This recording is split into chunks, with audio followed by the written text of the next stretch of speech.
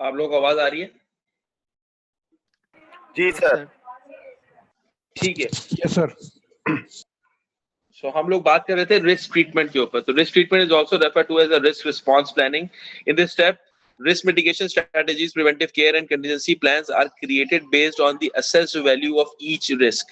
ठीक है, हर रिस्क के लिए आप ये काम नहीं कर रहे होते, और ये रिस्क की वैल्यूज जो है अभी हम पहले भी एग्जांपल देख चुके हैं वाइल्ड फायर और मड स्लाइड्स की।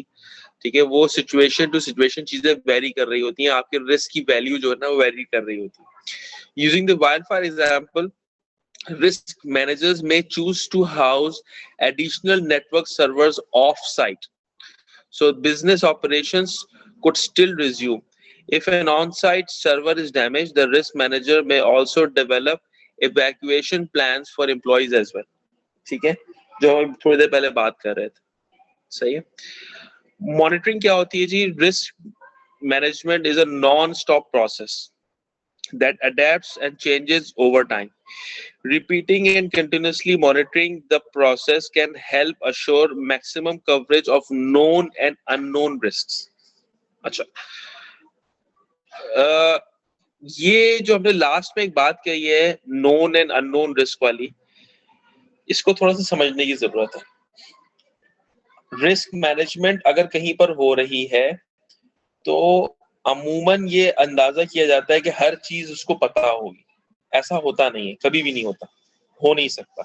ठीक है, आप सिर्फ और सिर्फ मिटिगेशन मॉनिटरिंग इस तरह कोई भी काम आप जो है सिर्फ नोन रिस्क के अगेंस्ट कर सकते हैं। अननोन रिस्क के लिए आपको कुछ नहीं कर सकते। जो चीज आपको पता ही नहीं है उसके बारे में आप क्या करेंगे? मिसाल के तौर पे आप कराची में रह के आप बहुत सारी चीजें एक्सपेक्ट नहीं कर रहे होंगे compare to if you are living in Islamabad, if you are living in Peshawar या किसी ऐसी जगह के ऊपर। आप कराची में ये एक्सपेक्ट नहीं कर सकते कि यहाँ पर स्नो स्टॉर्म आ जाएगा, सब चीजें जम जाएंगी। अब ये बात सुनने में देखने में बहुत मामूली और आसान सी लगती है, लेकिन आप थोड़ी देर के लिए सोचें कि आपके सर्वर्स जो कि वाटर कूल्ड एनवायरनमेंट में एग्जिस्ट करते हैं, वहां पर आपके पास अगर स्नो स्टॉर्म आ जाता है या बहुत ज्यादा सर्दी की लहर आ जाती है, तो पानी या जो भी लिक्विड है उसके चांसेस हैं कि वो आपके उन्हीं कूलिंग सिस्टम्स के अंदर जम जाएगा। अब सर्वर जो है वो तो अपनी हीट प्रोड्यूस कर ही रहा है, चांसेस ये हैं कि उस क्लोज्ड एनवायरनमेंट के अंदर इतनी हीट हो जाए और कूलिंग ना प्रॉपर तरीके से हो सके, उसकी वजह से आप जो है किसी प्रॉब्लम में आ सकते हैं, या आपका सर्वर जो है वो शट डाउन हो सकते हैं, या कोई खुदा ना खासा आग लगने का इवेंट भी हो सकता है। सो ये चीज आपको कंटिन्यूसली देखते रहना पड़ता है कि आप आया जिस रिस्क की बात कर रहे हैं वो रिस्क कहीं अकर तो नहीं होने वाला। इस चीज को देखने के लिए आप जो हमने सिराज हम शुरू में बात कर रहे थे RIMM प्लान की हम जो बात कर रहे थे, वो प्लान बेसिकली आपका बाइबल होता है। वही चीज होती है जो कि आपको कंटिन्यूसली आपको याद कराती रहती है कि यार मैंने इस रिस्क के ऊपर चीजें देखनी है। मैं एग्जांपल और देता हूँ। सर्वर रूम्स के अंदर अमूमन मल्टीपल एसीज लगाए जाते हैं। ठीक है, ये कूलिंग का मल्टीपल निजाम अमूमन रखे जाते हैं ताकि वहां पर किसी किस्म की कूलिंग के मामलात ना हो। अच्छा, अगर आप देखें तो ये एसीज जो हैं ये भी तो मशीन्स हैं, और इनको भी एट टाइम चलते चलते थोड़ा सा रेस्ट देने की जरूरत होती है। ऐसी सूरत के अंदर बहुत सारे सिस्टम्स भी एग्जिस्ट करते हैं, हार्डवेयर के भी और सॉफ्टवेयर के भी, जो कि अमूमन इन कूलिंग डिवाइसेस को आपस में स्विच करते रहते हैं कि जी 2 घंटे एक यूनिट चला, 2 घंटे बाद दूसरा वाला यूनिट ऑन हो गया, पहला वाला बंद हो गया, फिर 2 घंटे चलने के बाद दूसरा वाला ऑफ हो गया, पहला वाला दोबारा से चलना शुरू हो गया, तीसरा चलना शुरू हो गया। तो इस तरह से आप ये काम मैनेज कर रहे होते हैं। लेकिन आपने ये नोट किया होगा कि जो नेटवर्क का स्टाफ होता है या वो लोग जो कि जिम्मेदार होते हैं उन सारी चीजों के, वो अपने विजिट्स वहां पे इंश्योर करते हैं। ना सिर्फ इंश्योर करते हैं, वो वहां पर अमूमन कोई ना कोई डॉक्यूमेंट भी साइन कर रहे होते हैं कि जी हम आए थे, इतने बजे आए थे, इतने बजे हमने विजिट किया था और हमने देखा कि जी वहाँ पे फलाने एसी चल रहे हैं, वहाँ पे कूलिंग इतनी चल रही है, वहाँ टेम्परेचर का जो हिसाब किताब है वो इतना है। इस तरीके से आप जो है चीजों को आइडेंटिफाई कर रहे होते हैं और बात कर रहे होते हैं। सर एक सो क्वेश्चन है मेरा। जी सर अभी जैसे आपने कहा कि सर्वर रूम्स में जो रिस्क वाली बात आपने कही थी कि वो हमारा होता है कि एसीज लगे हुए होते हैं for keeping the room temperature, ताकि अब हमारे सर्वर्स काम करें। सर जैसे रिसेंट जो बारिशें हुई थी, तो उन बारिशों में मैं ऑफिस में ही स्टक हो गया था, अपने हेड ऑफिस में ही। तो सर हमारा जो सर्वर रूम था हमारे फ्लोर पे, ऑल दो वो हमारा जो है वो टेंथ फ्लोर है, मतलब उसके ऊपर 4-5 फ्लोर और हैं, ठीक है, उससे नीचे सारे फ्लोर। लेकिन सर हुआ ये कि जो सर्वर रूम था उसके अंदर बारिश का पानी जो है वो आना शुरू हो गया फ्रॉम द रूफ, और वो काफ़ी भर ठीक गया। है। तब वो रिस्क मतलब अकाउंट फॉर था नहीं, ऐसा मतलब किसी ने कभी सोचा नहीं था कि छत में से जो है वो पानी आएगा और सर्वर रूम में एसीज में और इधर सब जगह पूरे रैक में भर जाएगा। तो सर ये तो बिल्कुल सही। मतलब किसी ने सोचा नहीं, लेकिन ये रिस्क अकर हो गया, तो अब ये अकर हो गया तो इसको मिटिगेट भी करना है। तो सर हम्म, इसको हम किस तरह से फिर वो करेंगे कैटर, कि अगर इस तरह को कोई ऐसा सडन ऐसा रिस्क आ जाए कि जो कि कभी सोचा नहीं था लेकिन वो अकर हो गया, तो इस चीज को देखिए, लेंगे। हाँ आप सही कह रहे हैं। यानी कि आपने एक रिस्क था जो कि आपकी नोन रिस्क की जो लिस्ट थी ना उसमें लिखा हुआ नहीं था। जी सर। आपने 10 चीजें और सोची हुई थी, लेकिन ये नहीं सोचा हुआ था कि यार इतनी बारिशें होंगी और आपके ऊपर हालांकि दूसरे फ्लोर्स एग्जिस्ट करते हैं लेकिन स्टिल समहाउ पानी जो है आपके सर्वर रूम्स के अंदर सीप इन होगा और सीप इन होने के बाद जो है वो इस तरह से बन जाएगा। तो देखिए ऐसा होता है और ये हमेशा होता रहेगा, बिकॉज आप हमेशा सारे रिस्क एक जगह लिख नहीं सकते। कैसे लिखेंगे? आपसे वही रिस्क ले सकते हैं जिनके बारे में आपको पता होगा। अब कराची में पीपल वर नॉट एक्सपेक्टिंग कि इतनी बारिश हो जाएगी या इतनी अरसे तक और इतनी तेज बारिशों का सिलसिला रहेगा। हमारे यहाँ कराची में बारिशों का हिसाब किताब होता है, कम होता है, लेकिन इतना कभी भी नहीं हुआ कि यार इस तरह के मामला हो जाए। तो लेकिन अगले साल के लिए आपका जो सर्वर रूम है उस सर्वर रूम के लिए उन्होंने कुछ ना कुछ जरूर सोचे रखा होगा। मिसाल के तौर पे उसको एक्सटर्नल एनवायरनमेंट से और बेहतर तरीके से सील करने की बात हो रही होगी। अमूमन सर्वर रूम्स का जो फ्लोर होता है वो भी एलिवेटेड होता है, ठीक है। 1 फुट 2 फुट वो जमीन से उठाया जाता है ताकि उसको इस सिचुएशन में अगर कहीं पानी आ जाए या कोई मामला आ जाए तो वो पानी डायरेक्टली आपके सर्वर के रैक्स को टच ना कर रहा हो, ठीक है। सो उसके साथ साथ जो चीज कंटिन्यूसली देखी जा रही होती है वो ये देखी जा रही होती है कि उनकी इन सारी चीजों की मॉनिटरिंग जो है ना वो प्रॉपर हो रही है कि नहीं हो रही है। ये जो मैं आपसे एग्जांपल दे रहा था कि सर्वर रूम में अमूमन लोग जाते हैं या इस तरह की सेंसिटिव जगहों पे जब कोई लोग जाते हैं तो वहां पे कोई ना कोई बुक रखी होती है या कोई लॉग होता है जिसमें वो मेंटेन कर रहे होते हैं कि जी फलाना शख्स इतने बजे आया था, उसने विजिट किया और ये देखा कि जी एसी सही चल रहा था कि नहीं चल रहा था, उसके बाद कूलिंग वहां पे कितनी हो रही थी, हीट तो नहीं हो रहा था कोई मामला, दरवाजे प्रॉपर तरीके से लॉक हुए थे कि नहीं हुए हुए थे, लाइट चल रही थी कि नहीं चल रही थी। अब क्या करते हैं हम नेक्स्ट टाइम के लिए, आप शायद उस लिस्ट के अंदर एक पॉइंट और ऐड कर लेंगे कि यार देखो कहीं से पानी तो नहीं आ रहा था। तो आपने क्या किया, उस बंदे के काम के ऊपर एक चीज बढ़ा दी, उसकी मॉनिटरिंग में एक पॉइंट आपने और ऐड कर दिया कि भाई तुम 10 चीजों को मॉनिटर कर रहे थे, ये 11वीं चीज को भी तो मॉनिटर करो कि देखो कहीं से पानी तो सीप इन नहीं हो रहा। तो उस सिचुएशन को मद्देनजर रखते हुए जो आपकी रिस्क की मॉनिटरिंग का एलिमेंट होता है ना वो स्ट्रांग होता चला जाता है विद टाइम, ठीक है। अच्छा, थोड़ा सा आगे आते हैं। ठीक है सर। जी, क्लियर हो गया ये? Yes sir. सर लेकिन अगर मतलब जब ये रिस्क अकर हुआ तो उस टाइम मैं इसको मिटिगेट करने के लिए मतलब मैं क्या मेजर्स लूंगा सडन, कि मतलब अब मतलब एक रिस्क तो आ गया, अब उससे मेरी मतलब कॉस्ट भी हो सकता है, मुझे कॉस्ट भी पड़ जाए या कुछ ऐसा हो जाए कि मेरा वैल्यूएबल डेटा चला गया, डेटा लॉस हो जाए। तो उस सूरत में मतलब ठीक है। मैं इसको अब किस तरह से मतलब अब स्टिल अगर मेरे पास अभी वो रिस्क है, मतलब वो तो एक है कि मैंने बाद में उसको अमेंड करने के लिए एक चीज़ करती कि भाई अब ये देख लो सी पेज तो नहीं हो रही अब फर्दर द नेक्स्ट टाइम। लेकिन सर जो अभी मतलब मैं उस रिस्क को फेस कर रहा हूँ, तो उस केस में मैं इसको किधर वो करूँगा कैटर। देखिए वंस अगेन, अब एक सिचुएशन है ना, उस सिचुएशन के बाद जिस सिचुएशन के बारे में हमें पहले से पता होता है उसके बारे में हमने थोड़ा सा दिमाग में रखा हुआ भी होता है। मिसाल के तौर पे आप गाड़ी चलाते हैं? जी सर। गाड़ी या मोटरसाइकिल आप चलाते हैं? जी सर। देखें, आपके सामने मिसाल के तौर पे अगर कोई एक्सीडेंट हो जाएगा, आप गाड़ी चला रहे हैं और आपके सामने कोई एक्सीडेंट हो जाता है और कोई दो मोटरसाइकिल्स हैं वो आपस में टकरा गई है, कोई मोटरसाइकिल और गाड़ी का कोई एक्सीडेंट हो गया, ऐसी सिचुएशन के अंदर आपका डिफॉल्ट जो मैकेनिज्म होता है वो होता है कि आप डिफेंसिव मोड में चले जाते हैं। ठीक है, आप अपनी गाड़ी को ब्रेक कर लेते हैं, उस रास्ते से थोड़ा सा हटा लेते हैं, डाइवर्जन ले लेते हैं, लेफ्ट या राइट अपनी जगह निकाल के वहां से मूव ऑन हो जाते हैं। ठीक है, और किसी भी डेंजर सिचुएशन के अंदर दूर जाके आप अपने आप को रिलैक्स करते हैं। ये क्या है? ये सब वो चीजें हैं जिसको हम कहते हैं कि जी ड्राइविंग सीखी है, तो ड्राइविंग सीखने का मतलब ये वाला है, राइट?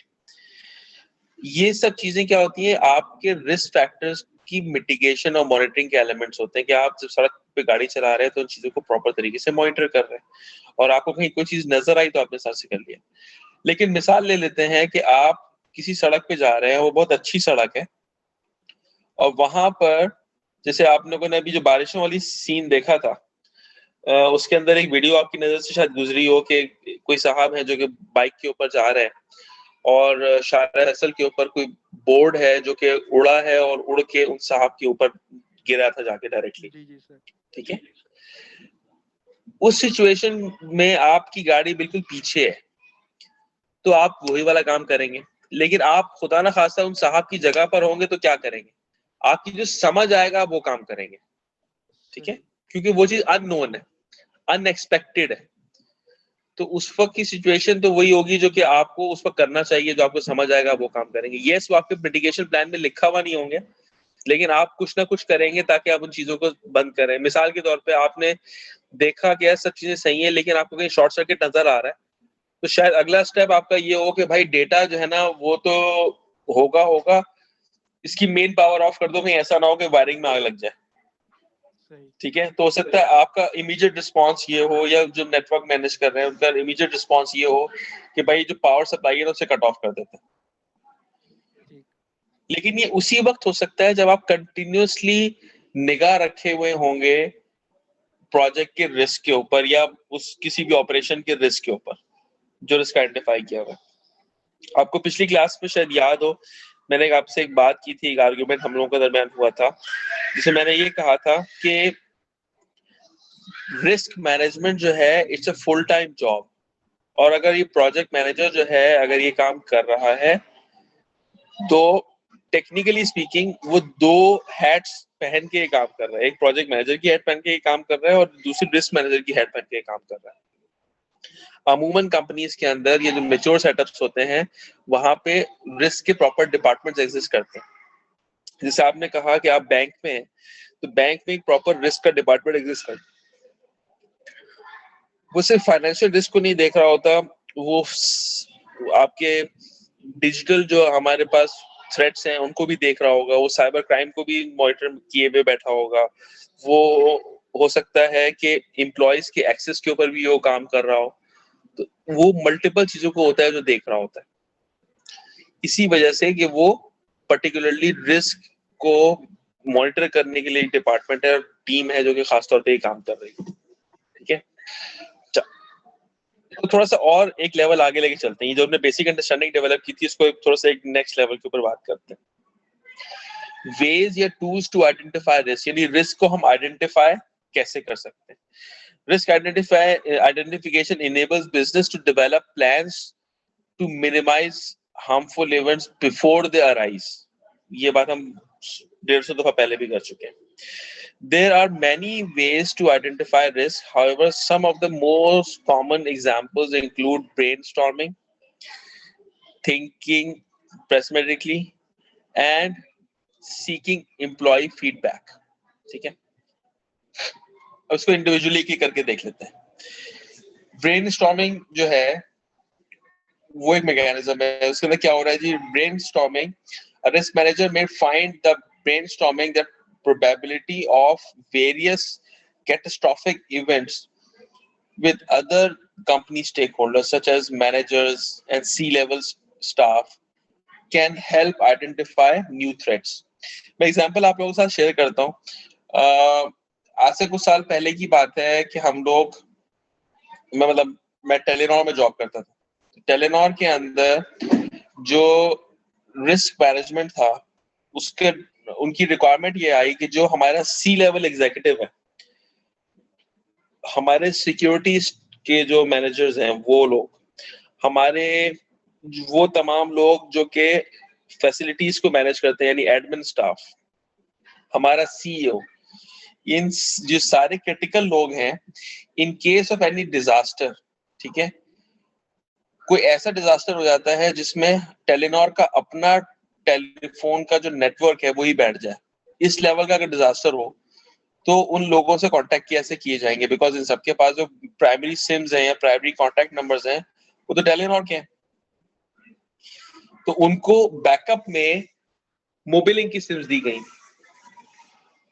फिर बात हुई कि जी मोबिलिंक और टेलीनॉर के हेड ऑफिसेज जो हैं वो इस्लामाबाद बेस्ड है। ये सारे जो लोग हैं, ये तमाम लोग भी इस्लामाबाद बेस्ड है, ठीक है।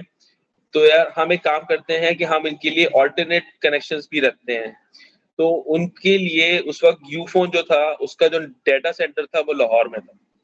तो जी यूफोन की सिम्स थी, वो भी दी गई थी। तो ये जो जिन लोगों का मैं जिक्र कर रहा हूँ, ये सी लेवल एग्जीक्यूटिव्स हैं, एडमिन स्टाफ है, सिक्योरिटी स्टाफ है, they were carrying 3 different connections at the same time, और कंटिन्यूसली उन नंबर्स को चेक किया जा रहा होता था, उनके बैलेंसेस को चेक किया जा रहा होता था, कहीं ऐसा तो नहीं है कि कोई चीज हो। ऑफ कोर्स कभी ऐसा इवेंट नहीं आया कि जिसमें कभी आपका नेटवर्क इस लेवल पे डाउन हो गया हो कि या इस्लामाबाद में खुदा खासा ऐसी कोई सिचुएशन क्रिएट हो गई हो, तो क्या करेंगे। तो उस सिचुएशन में कभी वो टेस्ट नहीं हुआ, लेकिन एज अ बैकअप उनके लिए क्या किया गया था कि उनके लिए ऑल्टरनेट कनेक्शंस की अवेलेबिलिटी की गई थी। ये बातें निकली कहां से थी? ये बातें निकली थी ग्लोबल, टेलीनॉर जो है 15 डिफरेंट कंट्रीज में ऑपरेट करता है, तो टेलीनॉर की जो ग्लोबल रिस्क मैनेजमेंट थी, उनके जो आउटकम्स थे, ये उसका रिजल्टेंट था कि इन लोगों के लिए ऑल्टरनेट कनेक्शंस या ऑल्टरनेट सब चीजों की बात की जाए। So, brainstorming is something जहां पे एक से ज्यादा दिमाग किसी एक कॉमन चीज के ऊपर, एक कॉमन पॉइंट के ऊपर सोचते हैं, डिस्कशन करते हैं। ओके, नेक्स्ट जो आपके पास पॉसिबिलिटी होती है, दैट इज थिंकिंग पेसिमेटिकली। पेसिमेटिकली क्या होता है जी? careers in safety management often entails planning for the worst while expecting the best, ठीक है। प्लानिंग जो है वो हमेशा याद रखिएगा कि जब भी की जाती है तो फिर आप हमेशा बुरे से बुरा सोच के प्लान करते हैं कि यार खुदा न खास्ता अगर ये एक्टिविटी हो जाती है तो क्या होगा। आप में से अगर कुछ लोगों ने लॉन्ग ड्राइव या जो है ना एक शहर से दूसरे शहर या यहाँ से मिसाल के तौर पे लाहौर या इस्लामाबाद पे भी ड्राइव करने की कोशिश की हो, तो आप अपने साथ बहुत से लोग फ्यूल लेके चल रहे होते हैं, ऑल्दो दे नो कि यार रास्ते में फ्यूल के ऑप्शंस बहुत हैं। बहुत से लोग जो है ना एडिशनल स्पेयर टायर रख के चल रहे होते हैं कि जी एक टायर अगर स्पेयर खराब हुआ, हमने चेंज कर लिया और खुदा खासा रास्ते में कोई और टायर भी पंचर हो गया जिसके चांसेस हैं, तो ऐसी सिचुएशन के ऊपर आप हाईवे के ऊपर क्या करेंगे। तो आप क्या कर रहे होते हैं, हमेशा वर्स्ट के हिसाब से चीजों को प्लान कर रहे होते हैं और आप एक्सपेक्ट कर रहे होते हैं कि यार ऐसा कुछ भी नहीं होगा, और मोस्ट ऑफ द केसेस ऐसा होता भी नहीं है। इसको पैसिव थिंकिंग कहते हैं। पैसिमेट यानी कि पैसिव थिंकिंग है, यानी कि आप हमेशा हर चीज में से नेगेटिव एलिमेंट्स को ज्यादा फोकस बना के चल रहे होते हैं। Although passivism isn't often encouraged at workplace, taking time to ponder what is the worst possible thing that could happen to the country, maybe to help identifying the risk. What if कि खुदा ना खास्ता पाकिस्तान के ऊपर कोई nuclear attack हो जाता है, अल्लाह ना करे, कोई न्यूक्लियर अटैक हो जाता है और नादरा की जो डेटाबेस है वो उसमें इफेक्ट हो जाती है।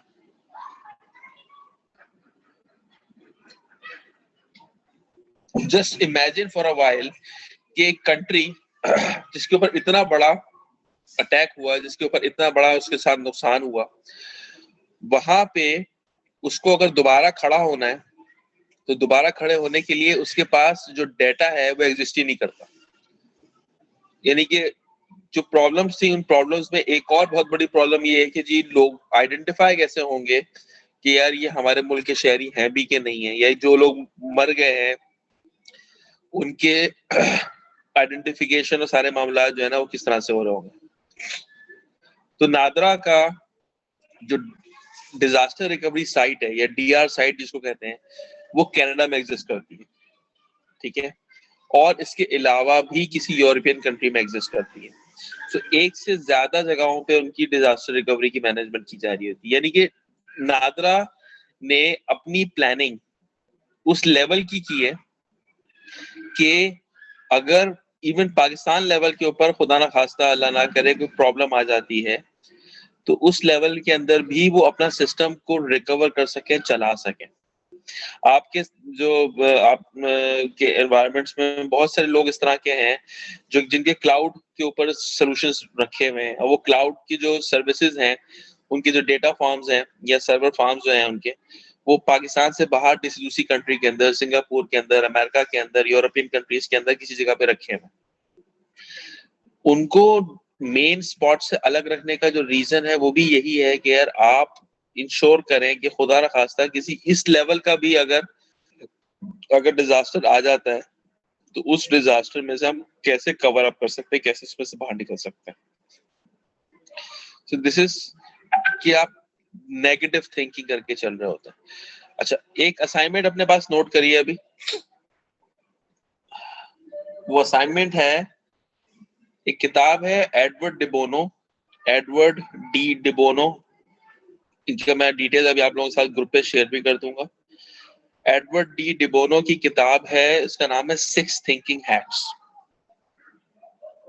ठीक है, आपने वंस अगेन कुछ नहीं करना, इंटरनेट पे बैठना है, 6 थिंकिंग हैट्स को सर्च करना है। जो चीज आपके पास बेसिक निकल के आ जाती है वो आपका असाइनमेंट होगा उसका, और आपने उसको एलएमएस के ऊपर अपलोड करना होगा। फाइन, ठीक है, कोई प्रॉब्लम तो नहीं है सारी बात में? ठीक है सर। ठीक है सर, काइंडली ये बात रिपीट कर दें, मेरे ना डीसी हो गई थी क्लास।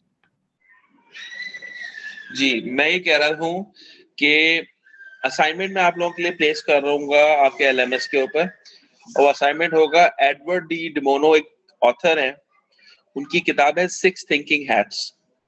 आपने उन 6 थिंकिंग हैट्स की जो बेसिक है 1 पेज समरी आपको बेहिसाब इंटरनेट की वेबसाइट पे मिल जाएगी। वहां से जाके आपने कुछ नहीं करना, सिंपली उस समरी को निकालना है, पढ़ना है, समझना है, और समझने के बाद आपने एलएमएस के ऊपर उसका 1 पेजर अपलोड कर देना है। नेक्स्ट क्लास के अंदर हम एडवर्ड डिबोनो को 5-10 मिनट लगा के थोड़ा सा अंडरस्टैंड कर लेंगे कि उसका मतलब क्या था। ठीक है, that would be the assignment for you guys. Okay, thank you sir. ठीक है, थर्ड चीज आपके पास आ जाती है seeking employ feedback. upper level management's perspective of an organization risk can be starkly different from the perspective of an employee hold. Employees may encounter new risk in their day-to-day activities that may not have otherwise have been encountered. For example, insufficient training on a piece of operating equipment may be placing staff at risk of injury.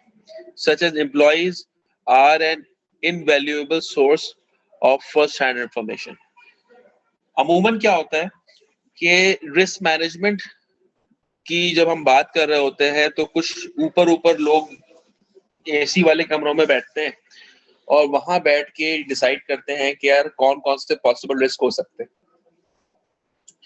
जबकि वो लोग जो कि actual floor के ऊपर है या वो लोग जैसे फैक्ट्रीज में काम करते हैं उनका फीडबैक नहीं लिया जा रहा होता रिस्क की को मद्देनजर रखते हुए। ये इटसेल्फ एक बहुत बड़ा रिस्क है। ठीक है, इसको क्यों हम इतना अकाउंट फॉर करते हैं, इसका रीजन ये है कि वो लोग जो कि एक्चुअल काम में नीचे उतर के काम करने वाले लोग हैं, वो लोग जिस तरह के रिस्क फेस कर रहे हैं या डे टू डे लाइफ के अंदर वो अपने रिस्क मैनेज करते हैं, उसके बारे में आपके हायर मैनेजमेंट के जो लोग हैं शायद उनको उतनी नॉलेज या ना हो। अगर मैं सिर्फ ऊपर वालों के रिस्क को मद्देनजर रखूंगा और नीचे स्टाफ के जो रिस्क हैं उनको अकाउंट फॉर नहीं करूंगा, तो चांसेस ये हैं कि जो रिस्क की लिस्ट में आइडेंटिफाई करूं, उस रिस्क की लिस्ट में आपके पास अननोन रिस्क जो है वो एग्जिस्ट करें। यानी बहुत से नोन रिस्क जो है वो तो आपने डाल दिए, जो अननोन रिस्क हैं वो ये चांसेस ये हैं कि वो उसके अंदर से मिस हो जाए। सो इस पॉइंट ऑफ व्यू से एम्प्लॉयज जो आपके साथ हैं या जो लोग एक्चुअल काम कर रहे हैं उन मशीन्स के ऊपर, उन सॉफ्टवेयर्स के ऊपर, उस एनवायरनमेंट के ऊपर, उनका फीडबैक भी लेना बहुत जरूरी है। एल्स देयर आर चांसेस कि आप बहुत सारे जो रिस्क हैं उनको अननोन की कैटेगरी में डाल के आगे बढ़ जाएं और उनके बारे में आप कुछ ना कर पाए। ये 3 चीजें मुझे पहले बताइए कि आप लोगों को क्लियर हैं, यहाँ पे कोई कंफ्यूजन तो नहीं है?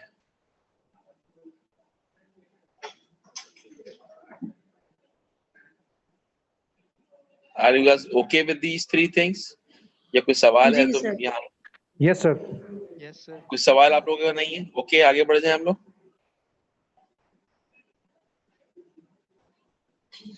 ठीक है, आपने रिस्क को आइडेंटिफाई तो कर लिया, ठीक है। आइडेंटिफाई करने के बाद अगली चीज जो आपके पास आ रही होती है वो आती है कि रिस्क की एनालिसिस की जा रही होती है। रिस्क एनालिसिस क्या होता है? Risk analysis involve examining how project outcomes and objectives might change due to impact of a risk event. Once the risks are identified, they are analyzed to identify that quantitative and qualitative impact of the risk on the project so that appropriate steps can be taken to mitigate them. Okay. हमने अब तक जो बात की है उसके अंदर risk अकर होने की प्रोबेबिलिटी के ऊपर हमने डिस्कशन की कि कौन सा रिस्क अकर होने की प्रोबेबिलिटी कितनी ज्यादा है। जैसे हमने एग्जांपल शेयर की थी कि ये थी कि हमने जो हमारा सिटी कैंपस है उस सिटी कैंपस के अंदर वाली साइड जहां से आपका जो स्टूडेंट्स के लिए रिसेप्शन जहाँ पे बनाया गया है वहां पर कोई कार एक्सीडेंट हो जाए उसके बिल्कुल सामने, तो हमने ये डिस्कस किया था कि वो उसके चांसेस कम है बिकॉज वो जगह बहुत लिमिटेड है, वहां पे अमूमन गाड़ियों का आना जाना महदूद है, कम है।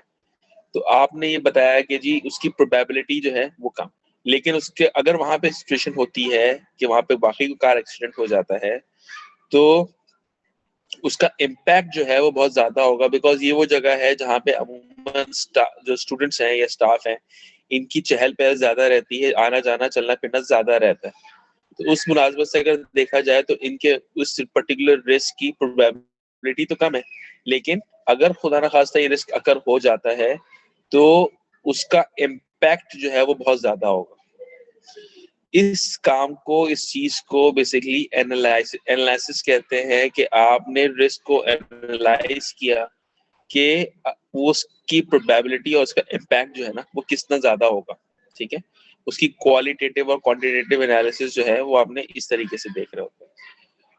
Risk analysis helps identify and analyze potential risks that could raise during a project or a process. You can use risk analysis to reduce the impact or a negative event, evaluate whether there are more benefits to a project than risk before the initiation. Okay. ये वाली line मुझे कोई समझा सकता है? Point number 2 जो है इसका, evaluate whether there are some benefits to a project than risk before initiation.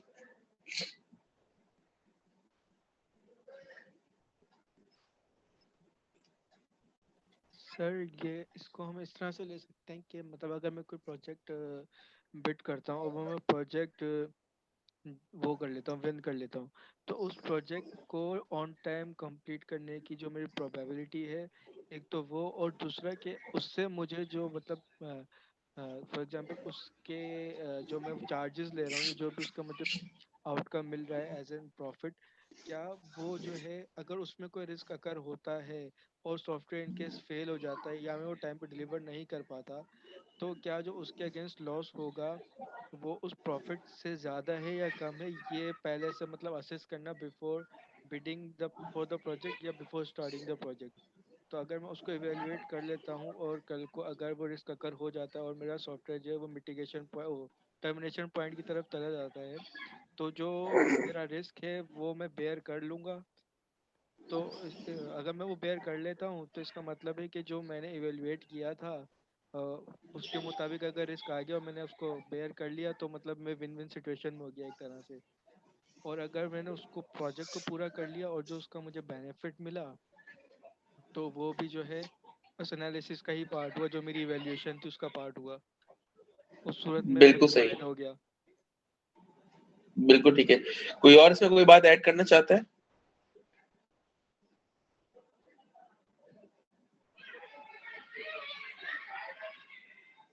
Okay, मैं बिल्कुल सही बताया आपने बात की।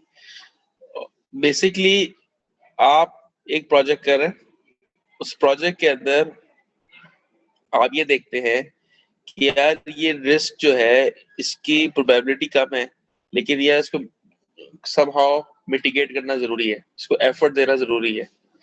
ऐसी सूरत में होता क्या है, ऐसी सूरत में होता यह है कि आपने ये देखना होता है कि आप जिस रिस्क को अकाउंट फॉर कर रहे हैं उसका पॉसिबल इम्पैक्ट क्या है। अगर उसकी मिटिगेशन जो है उसको मैनेज करने में आपकी जो कॉस्ट और आपका टाइम लग रहा है वो आपके बेनिफिट से ज्यादा है, तो चांसेस ये हैं कि जो आपका प्रोजेक्ट है जो कि शायद विन विन सिचुएशन में चला जाए, इस पर्टिकुलर इवेंट की मैनेजमेंट की वजह से चांसेस ये भी हैं कि वो आपको एक्सपेंसिव पड़ना शुरू हो जाए या वो प्रोजेक्ट आपको लॉस में मूव कर दे आपको। सो ये भी पॉसिबिलिटी हो सकती है। ओके, थर्ड पॉइंट पे आते हैं।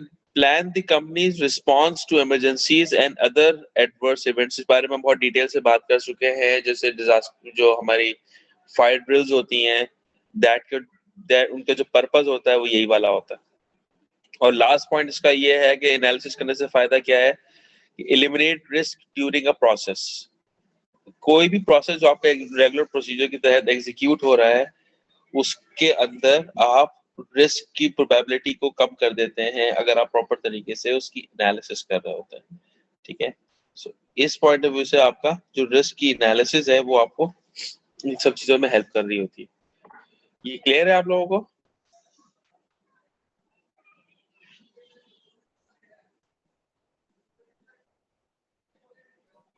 आप लोगों को आवाज जी आ रही है? सर, क्लियर है। सर ये सर क्लियर है।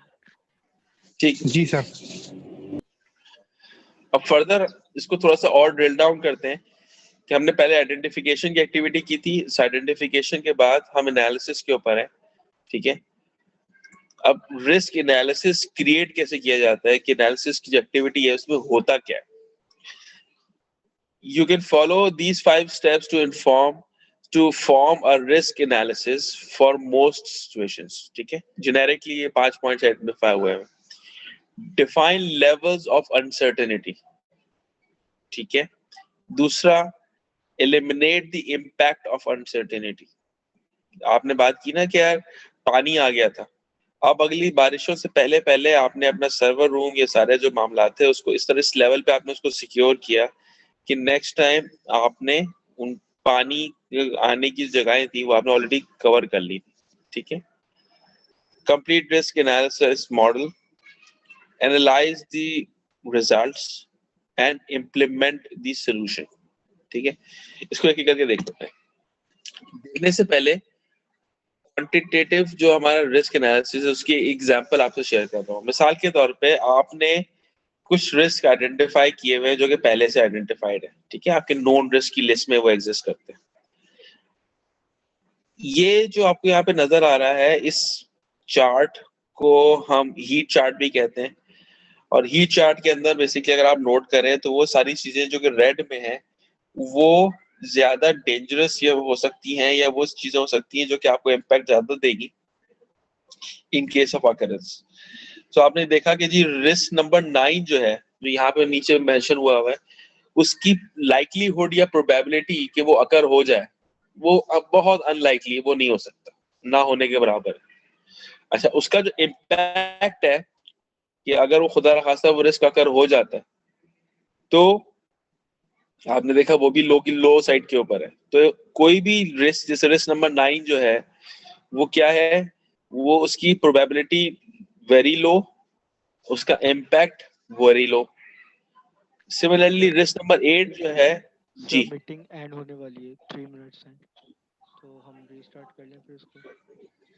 ठीक है। अच्छा, अभी हमारे पास टाइम क्या हो रहा है? सर 8:30। 8:30 हो रहा है। हम 8:45 बजे दोबारा से कनेक्ट करते हैं, ठीक है? 8:45 पे हम दोबारा से कनेक्ट करते हैं, ठीक है? ठीक है सर। वहीं यहीं से दोबारा से कनेक्ट करते हैं। ओके।